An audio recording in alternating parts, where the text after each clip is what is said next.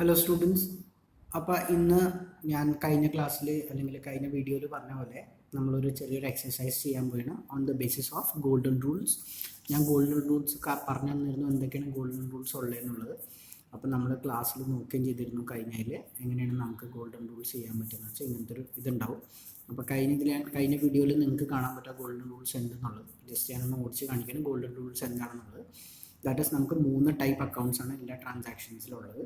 ഒന്ന് real account ഉണ്ടാവാം, അല്ലെങ്കിൽ ആ ട്രാൻസാക്ഷനിൽ പേഴ്സണൽ അക്കൗണ്ട്സ് ഉണ്ടാവാം, അല്ലെങ്കിൽ നോമിനൽ അക്കൗണ്ട് ആയിരിക്കാം. റിയൽ എന്ന് പറയുന്നത് ബേസിക്കലി അസറ്റ്സ് ആണ്. പേഴ്സണൽ അക്കൗണ്ട് എന്ന് ഉദ്ദേശിക്കുന്നത് 3 type: real person, artificial person, representative accounts. പിന്നെ അത് കഴിഞ്ഞുള്ള നമ്മുടെ നോമിനൽ അക്കൗണ്ടാണ് income, expense, gain and loss. അപ്പോൾ ഇൻകം ഞാൻ നേരത്തെ പറഞ്ഞാൽ വരുമാനം, എക്സ്പെൻസ് ചിലവ്, ഗെയിൻ ലാഭം, ലോസ് എന്ന് ഉദ്ദേശിക്കുന്ന നഷ്ടം. ഓക്കെ, അപ്പോൾ ഞാൻ ക്ലാസ് ഡിഫറൻസ് കഴിഞ്ഞതിൽ പറഞ്ഞിരുന്നു. ദാറ്റ് ഈസ് ഇൻകം ഗെയിനും തമ്മിൽ വ്യത്യാസം. ഇൻകം മീൻസ് നമ്മൾ പണിയെടുത്ത് വരുമാനം കിട്ടി, ഗെയിൻ മീൻസ് പ്രതീക്ഷിക്കാതെ ഒരു ലാഭം കിട്ടുന്നതാണ്. എക്സ്പെൻസ് എന്ന് ഉദ്ദേശിക്കുന്നത് നമ്മൾ പൈസ ചിലവാക്കി ഗുണം കിട്ടി, ലോസ് എന്ന് ഉദ്ദേശിക്കുന്ന പൈസ ചിലവാക്കി പക്ഷേ ഗുണമൊന്നും കിട്ടിയില്ല. അപ്പോൾ അങ്ങനെ നമ്മളിത് ചെയ്യണം. ഇനി അടുത്ത പ്രോബ്ലം നിങ്ങൾക്ക് കാണാൻ പറ്റുന്നുണ്ടോ? ആ പ്രോബ്ലം ഒന്ന് എഴുതിയെടുക്കുക, അതിനുശേഷം നമ്മൾക്കത് ഒന്ന് സോൾവ് ചെയ്യാം.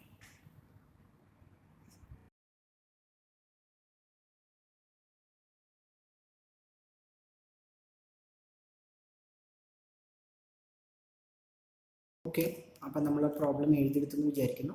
ആദ്യം തന്നെ നമ്മൾ അക്കൗണ്ട്സിൻ്റെ ഏത് പ്രോബ്ലം ചെയ്യണേക്കുമ്പോൾ അത് നല്ല രീതിയിൽ വായിച്ച് നോക്കുക. ഇത് വായിക്കുമ്പോൾ തന്നെ നിങ്ങൾക്ക് മനസ്സിലാവും അവിടെ കുറച്ച് കാര്യങ്ങൾ എഴുതിയിട്ടുണ്ട്. ഒരു വ്യക്തി, ഇമ്രാൻ എന്നുള്ള വ്യക്തിയുടെ ബിസിനസ്സാണ്. അപ്പോൾ ആ ബിസിനസ്സിലുള്ള നടക്കുന്ന കുറേ ട്രാൻസാക്ഷൻസ് ആണ് ഇവിടെ മെൻഷൻ ചെയ്തേക്കുന്നത്. അപ്പോൾ നമ്മൾ എല്ലാ ട്രാൻസാക്ഷൻസിൻ്റെ ഡേറ്റ് തന്നിട്ടുണ്ട്, നടന്ന കാര്യങ്ങൾ പറഞ്ഞിട്ടുണ്ട്, പ്ലസ് ഒരു അമൗണ്ടുകൾ തന്നിട്ടുണ്ട്. അപ്പോൾ നമ്മുടെ ജോലി എന്താണ്? ഇത് വൃത്തിയായിട്ട് നമ്മളൊരു സ്ഥലത്ത് റെക്കോർഡ് ചെയ്യും. ഓക്കെ, അപ്പോൾ ഞാൻ നേരത്തെ പറഞ്ഞ പോലെ നമ്മൾ സ്റ്റാർട്ട് ചെയ്യുന്ന എവിടെ നിന്നാണ്? നമ്മൾ ബേസിക്കായി ട്രാൻസാക്ഷൻസ് നടക്കും, അത് എവിടെയെങ്കിലും എഴുതിയിടും. അത് ഇതുപോലെ എഴുതിയിട്ടുണ്ടാവും ഈ പ്രോബ്ലത്തിൽ തന്നേക്കണമെന്ന്. അപ്പോൾ ഇതെങ്ങനെ നമുക്ക് ഒരു അക്കൗണ്ട്സിൻ്റെ ഫോർമാറ്റിൽ, ജേർണലിൻ്റെ ഫോർമാറ്റിൽ എഴുതാം. അപ്പോൾ അതിനുവേണ്ടി ആദ്യം തന്നെ നിങ്ങൾക്ക് കാണാൻ പറ്റുന്നുണ്ടാവും ഇങ്ങനൊരു ഫോർമാറ്റ് നിങ്ങൾ റെഡിയാക്കണം.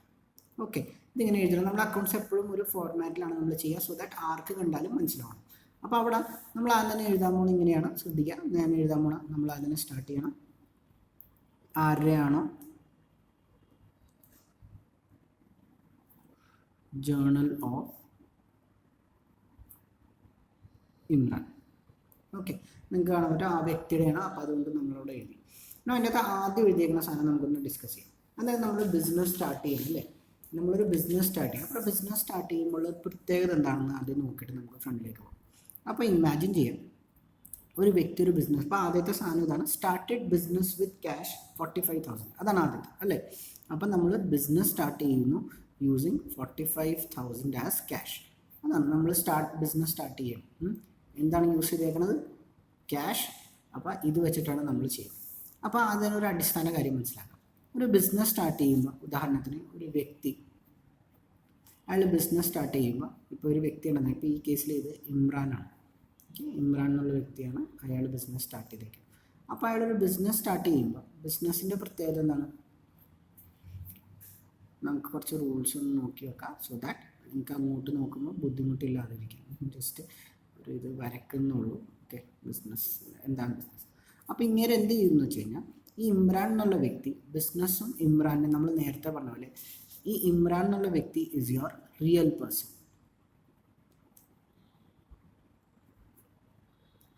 He is your real person. And business, just ഇവിടെ പേര് എഴുതുന്നു, and co is your artificial person.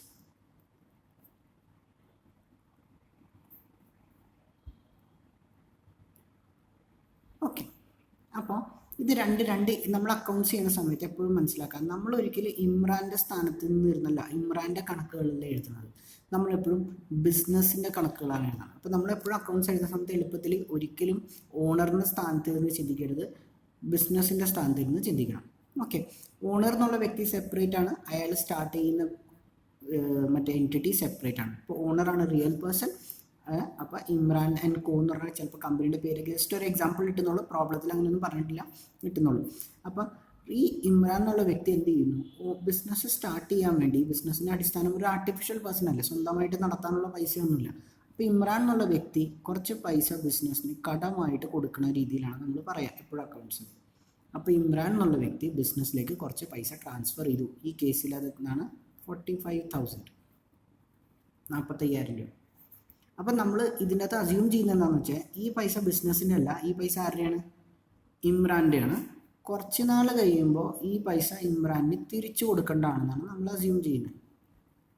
Okay, ഇത് ബിസിനസ് കുറച്ച് കഴിയുമ്പോൾ തിരിച്ചു കൊടുക്കണം. അപ്പോൾ ബേസിക്കലി ഇതൊരു കടമാണെന്നുള്ള രീതിയിലാണ് നമ്മൾ കണക്കൂട്ടുക.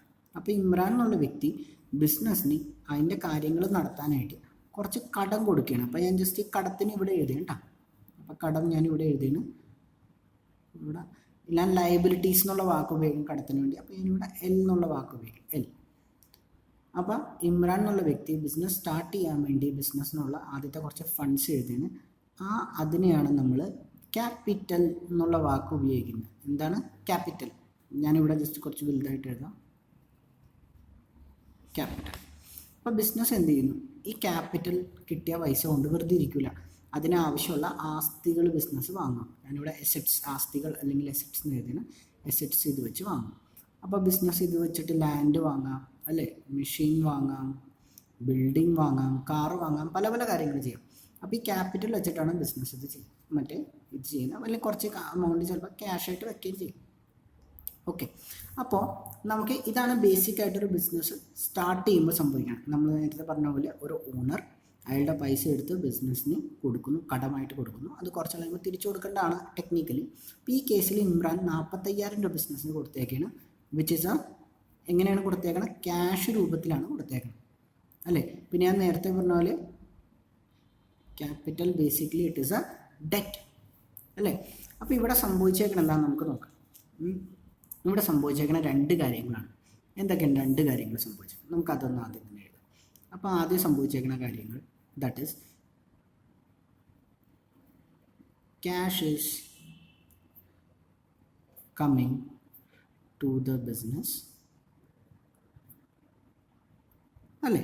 അല്ലെങ്കിൽ ചുരുക്കം പറഞ്ഞു കഴിഞ്ഞാൽ ബിസിനസ്സിലേക്ക് ക്യാഷ് വരുവാണ്. എങ്ങനെ ക്യാഷ് വരുവാണ്? ഇമ്രാൻ കൊടുത്ത പൈസ ബിസിനസ്സിലേക്ക് വരുവാണ്. Cash is coming to the business. Okay, അപ്പോൾ നമ്മുടെ അടുത്തുള്ള ക്യാഷിൻ്റെ അളവ് കൂടുവാണെന്നാണ് സാരം. ഇപ്പം ഇത്ര കൊടുക്കാം. രണ്ടാമത്തെ കാര്യം, cash is coming as capital. ഞാൻ നേരത്തെ പറഞ്ഞ പോലെ ഇമ്രാൻ ഇനീഷ്യലി ബിസിനസ് സ്റ്റാർട്ട് ചെയ്യുമ്പോൾ കൊടുക്കുന്ന എമൗണ്ടാണ് capital. Cash is coming as capital, അല്ലേ.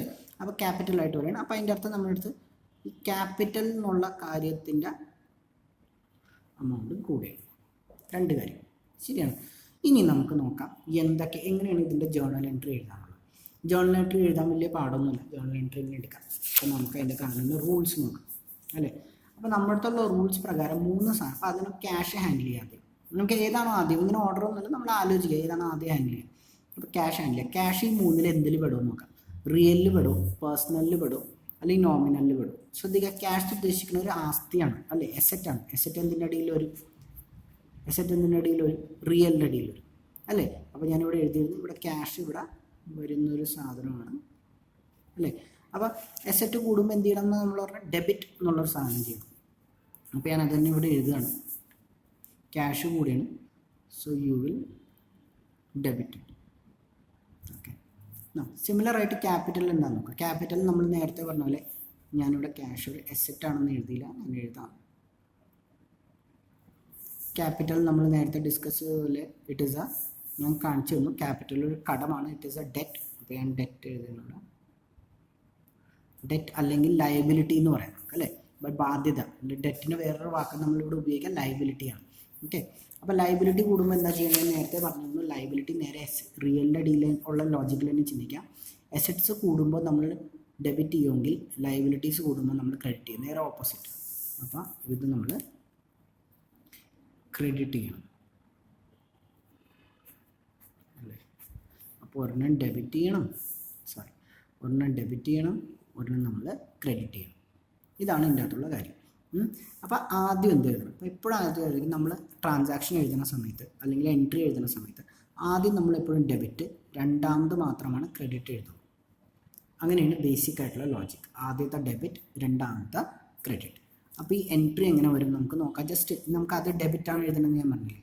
അപ്പോൾ നമ്മളിങ്ങനെ എഴുതും ക്യാഷ്, ആദ്യത്തെ അക്കൗണ്ട്, എന്തിനൊരു അക്കൗണ്ട്, എന്ത് ട്രാൻസാക്ഷൻ നടന്നാലും അതൊരു അക്കൗണ്ട് രൂപത്തിലാണ് തന്നെ. അതൊരു ക്യാഷ് അക്കൗണ്ട്. നമ്മളിങ്ങനെ എഴുതും ഡെബിറ്റ്, ഡെബിറ്റ് ചെയ്തുകൊണ്ട്. ക്രെഡിറ്റ്സ് എല്ലാം നമ്മൾ സ്റ്റാർട്ട് ചെയ്യുന്ന ടു എന്നുള്ള വാക്ക് വെച്ചാണ്. എന്ത് വെച്ചാണ്? ടു എന്ത്? ക്യാപിറ്റലാണ് ക്രെഡിറ്റ് ചെയ്യാൻ പോകണം. നമുക്കറിയാം രണ്ടാമത്തെ ക്രെഡിറ്റ് ക്യാപിറ്റലാണ്. അപ്പോൾ to capital account,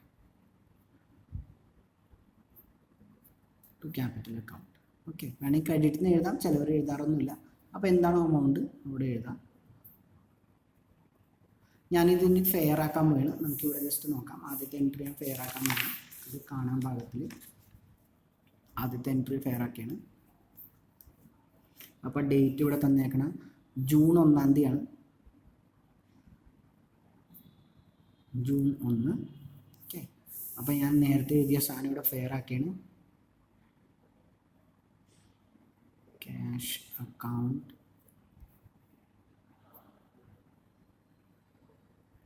debit to capital account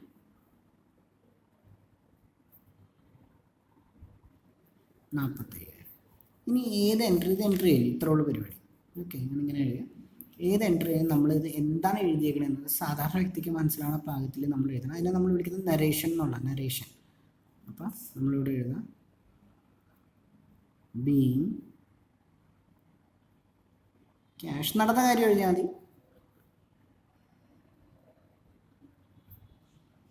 ബോട്ടിൻ ഞാൻ ജസ്റ്റ് ഇങ്ങനെ എഴുതി ആസ് ക്യാപിറ്റൽ എന്നോ എന്തെങ്കിലുമൊക്കെ പറഞ്ഞ് എഴുതാം. എന്നിട്ട് എപ്പോഴും അക്കൗണ്ട്സിൽ ഏറ്റവും ഇമ്പോർട്ടൻ്റ് കാര്യം എപ്പോഴെന്ന് വെച്ച് കഴിഞ്ഞാൽ നല്ല നീറ്റായിരിക്കും നമ്മൾ ചെയ്യുന്ന കാര്യങ്ങളെല്ലാം നല്ല നീറ്റായിട്ട് എഴുതുക. അല്ലെങ്കിൽ നമുക്കൊരിക്കലും ഒരു സാധനം കംപ്ലീറ്റ് ചെയ്യാനോ നമുക്ക് വൃത്തിയായിട്ട് നാളെ മനസ്സിലാക്കാൻ, ബിക്കോസ് വേറെ ആൾക്ക് നിങ്ങൾക്കായാലും നാളെ കണ്ടാൽ മനസ്സിലാവും. അപ്പോൾ ഒന്ന് വൃത്തിയായിട്ട് വരും. ഇപ്പോൾ ഒരു എൻട്രി ചെയ്യുമ്പോൾ ഐഡിയലി ഇങ്ങനെ ഒരു രീതിയിൽ ക്ലോസ് ചെയ്യുക, സോ ദാറ്റ് നമുക്ക് മനസ്സിലാവും ഒരു എൻട്രി കഴിഞ്ഞാൽ അടുത്ത എൻട്രി വന്നു. അപ്പോൾ നമുക്ക് അടുത്ത എൻട്രി നോക്കാം. അടുത്ത എൻട്രി എന്താണ്? Paid in to bank. അടുത്ത എൻട്രി പറയുന്നതെന്ന് വെച്ച് കഴിഞ്ഞാൽ പെയ്ഡ് ഇൻ ടു ബാങ്ക് എന്നുള്ള കാര്യമാണ് അടുത്തതിൽ പറയുന്നത്. ഓക്കെ. അപ്പോൾ എന്താണ് അടുത്തതിൽ നമുക്ക് നോക്കാം? Paid in to bank. അപ്പോൾ ബാങ്ക് എന്ന് ഉദ്ദേശിക്കുന്നത്, അപ്പോൾ നമുക്ക് സംഭവിക്കുന്നത് നമ്മളുടെ അടുത്ത് നിങ്ങൾ വിചാരിക്കാം ബിസിനസ്സിനെ സംബന്ധിച്ചോളം കുറച്ച് ബിസിനസ്സിൻ്റെ അടുത്ത് ക്യാഷ് ഇരിപ്പുണ്ട്. നമ്മൾ നേരത്തെ ചർച്ച ചെയ്താൽ ബിസിനസ്സിൻ്റെ അടുത്ത് ക്യാഷ് ഇരിപ്പുണ്ട്. അപ്പോൾ ഈ ക്യാഷ് എടുത്തിട്ട് ബിസിനസ് എന്തിലേക്ക് വിടുകയാണ്? ബാങ്കിലേക്ക് ഇടുകയാണെന്നാണ് പറയുന്നത്. ബിസിനസ് ക്യാഷ് എടുത്തിട്ട് എന്തിലേക്ക് ഇട്ട്? ബാങ്കിലേക്ക് ഇട്ട്. അപ്പോൾ ക്യാഷ് ബാങ്കിലേക്ക് പോകുമ്പോൾ എന്ത് സംഭവിക്കും? അതിന് ഇത് രണ്ട് സാധനം. അപ്പോൾ അടിസ്ഥാനപരമായി എന്ത് സംഭവിക്കും? സിമ്പിളായിട്ട് പറഞ്ഞു കഴിഞ്ഞാൽ ബാങ്കിലുള്ള അമൗണ്ടിൻ്റെ അളവ് കൂടും, അല്ലേ? ക്യാഷിൻ്റെ അളവ് കുറയും. ഇത്രേ ഉള്ളൂ. അപ്പോൾ ബിസിനസ് എന്ത് ചെയ്യുന്നു? ക്യാഷ് എടുത്തിട്ട് ക്യാഷിൽ നിന്ന് കുറച്ച് നമ്മുടെ അടുത്തുള്ള ക്യാഷ് എടുത്തിട്ട് ബാങ്കിലേക്ക് ഇടുന്നു. അപ്പോൾ ബിസിനസ്സിൻ്റെ അടുത്തുള്ള ക്യാഷ്, ബിസിനസ്സിൻ്റെ അടുത്തുള്ള, ഇപ്പോൾ ഉദാഹരണത്തിന് ബിസിനസ് നമ്മൾ നേരത്തെ ഒരു ആർട്ടിഫിഷ്യൽ പേഴ്സൺ ആണെന്ന് പറഞ്ഞാൽ നമ്മളിവിടെ പറഞ്ഞു ഇമ്രാൻ എനിക്കും. അപ്പോൾ ഇമ്രാൻ ബിസിനസ്സിൻ്റെ അടുത്ത് കുറച്ച് ക്യാഷ് അസറ്റായിട്ട് കിടപ്പുണ്ട്. അപ്പോൾ ഈ ക്യാഷ് ബിസിനസ് എടുത്ത് കുറച്ച് ബാങ്കും വേറൊരു ആസ്തിയാണ് അതിലേക്കിടും. എന്നിട്ട് നമ്മളെന്താണ് ചെയ്യണമെന്ന് വെച്ച് കഴിഞ്ഞാൽ ഇത് രണ്ട് അസറ്റ്സാണ്. അപ്പോൾ ഇവിടെയും ഇതൊരു അസറ്റാണ്, ഇതും ഒരു അസറ്റാണ്, അടുത്തത് ഇതും ഒരു അസറ്റാണ്, അല്ലേ? അപ്പോൾ ഈ രണ്ട്, ഒരു അസറ്റ് കൂടുന്നു ഒരു അസറ്റ് കുറയുന്നു, ഇതാണ് പറഞ്ഞത്. ഒരു അസറ്റ് കൂടുന്നു ഒരു അസറ്റ് കുറയുന്നു. ക്യാഷ് ബിസിനസ്സിൻ്റെയാണ്, ബാങ്കും ബിസിനസ്സിൻ്റെ അക്കൗണ്ടാണ്. രണ്ടും ബാങ്കിൻ്റെ കമ്പനിയുടെ അസറ്റ്സ് ആണ്. അപ്പോൾ ഒരു അസറ്റ് കുറയുന്നു ഒരു അസറ്റ് കൂടുന്നു. അപ്പോൾ അസറ്റ്സ് ആകുമ്പോൾ അസറ്റ്സിനുള്ള റൂൾ എന്താണ്? നമ്മൾ നേരത്തെ തന്നെ അസറ്റ്സിനുള്ള റൂൾ എഴുതി വെച്ചിട്ടുണ്ട്. അസറ്റ്സിനുള്ള റൂളാണ് ഇതിവിടെ. അസറ്റ്സ് എന്തിനാണ് വിടുന്നത്? നമുക്കറിയാം റിയലിലാണ് വിടുന്നത്, അല്ലേ? അപ്പോൾ അസറ്റ്സ് കൂടുമ്പോൾ എന്ത് ചെയ്യണം? കൂടുന്ന അസറ്റ് ഡെബിറ്റ് ചെയ്യണം, കുറയുന്ന അസറ്റ് ക്രെഡിറ്റ് ചെയ്യണം, എഴുതി വെച്ചിട്ടുണ്ട്. അപ്പോൾ ഇവിടെ കൂടുന്ന അസറ്റ് എന്താണ്? കൂടുന്ന അസറ്റ് നമ്മൾ ആ സമയത്ത് കൂടുന്ന അസറ്റ് നമ്മൾ ഡെബിറ്റ് ചെയ്യും, അല്ലേ? കുറയുന്ന അസറ്റ് നമ്മൾ ക്രെഡിറ്റ് ചെയ്യും. അപ്പോൾ ഞാൻ ജസ്റ്റ് ഇവിടെ ഡെബിറ്റെന്നോ ക്രെഡിറ്റെന്നോ എഴുതുന്നത്. ഓക്കെ. അപ്പോൾ ഞാൻ ഈ കാര്യം ഇവിടെ ഫെയർ ആക്കിയാണ്. നമുക്ക് ജസ്റ്റ് നോക്കാം ഫെയർ ആക്കുമ്പോൾ എങ്ങനെയാണ് ഈ സാധനം വരിക. ഡേറ്റ് നോക്കാം. അതും ജൂൺ 1-ാം തീയതി തന്നെയാണ്. ജൂൺ 1-ാം തീയതിയാണ് ഈ കാര്യം സംഭവിക്കുന്നത്. അപ്പോൾ ജസ്റ്റ് ഒരു മിനിറ്റ്. അപ്പോൾ ജൂൺ 1-ാം തീയതിയാണ് ഈ കാര്യം സംഭവിക്കുന്നത്. അപ്പോൾ ഏതാണോ കൂടുന്നത് നമുക്ക് നോക്കാം, അല്ലേ? ഡെബിറ്റ് ചെയ്യേണ്ടത് എന്താണ്? ആദ്യം ഡെബിറ്റ്. നേരത്തെ നമ്മൾ റൂൾസ് പ്രകാരം ആദ്യം ഡെബിറ്റ്, രണ്ടാമത്തെ ക്രെഡിറ്റ്. അപ്പോൾ ഡെബിറ്റ് എന്നുള്ള സാധനം എന്താണ്? ബാങ്ക്. അപ്പോൾ ബാങ്കിന് നമുക്ക് ഡെബിറ്റ് ചെയ്യാം. ഞാനിവിടെ എഴുതുകയാണ്.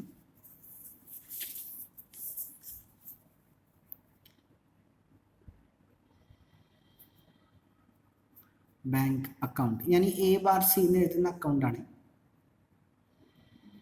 ഡെബിറ്റ് ടു, കുറയുന്ന ക്രെഡിറ്റ് ചെയ്യണം.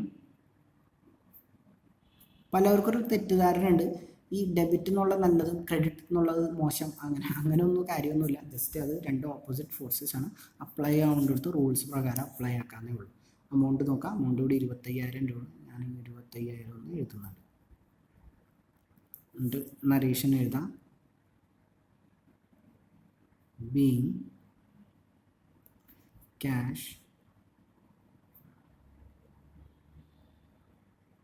Transfer to bank. ഞാൻ നേരത്തെ പറഞ്ഞ ഹാർഡ് ആൻഡ് ഫാസ്റ്റ് റൂളൊന്നുമില്ല, എന്നാലും എഴുതി വെക്കുന്നത് നല്ലതാണ്. മീൻസ് അങ്ങനെയല്ല, നല്ല രീതിയിൽ നമുക്ക് നാളെ മനസ്സിലാവാതെ വൃത്തിയായിട്ട് സാധനം എഴുതാം. എന്നിട്ട്